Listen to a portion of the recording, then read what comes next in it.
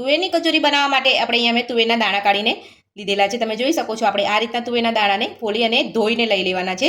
તો હવે આપણે અહીંયા દાણાને આ રીતે મેં અહીંયા કટર લીધું છે, એની અંદર આપણે બધા જ દાણાને પીસી લઈશું।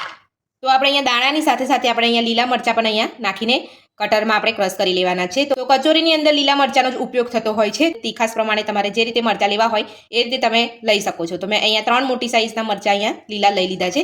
તો આ બધું જ આપણે અહીંયા કટરમાં આપણે પીસી લઈશું।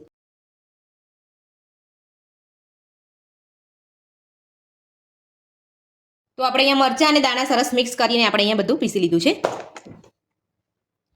તો તમારે આ રીતે કટરમાં પીસી લેવાના છે। જો તમારી પાસે આ રીતનું કટર ના હોય તો તમારી પાસે આ રીતનું કટર હોય તો આ કટરની અંદર પણ તમે પીસી શકો છો।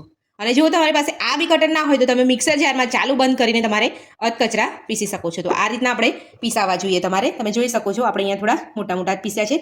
દાણા અહીંયા આખા ના રહેવા જોઈએ, મતલબમાં આ રીતના આપણે પીસી લેવાના છે। તો મિક્સર જારમાં તમારે ચાલુ બંધ કરતા જઈને આ રીતે તમે પીસી શકો છો। તો આપણે અહીંયા બધા જ દાણાને પીસી લીધા છે। તમે અહીંયા 500 ગ્રામ દાણા લીધેલા, તમારે જે રીતે તમારે અહીંયા કચોરી બનાવવી હોય એ રીતે તમારે અહીંયા દાણા લેવાના છે। તો ક્રશ કરેલા દાણાને આપણે સાઈડમાં મૂકી દઈશું અને હવે આપણે કચોરીનું ઉપરનું જે પડ આવે છે એ બનાવવા માટે આપણે અહીંયા લોટ બાંધી લઈશું।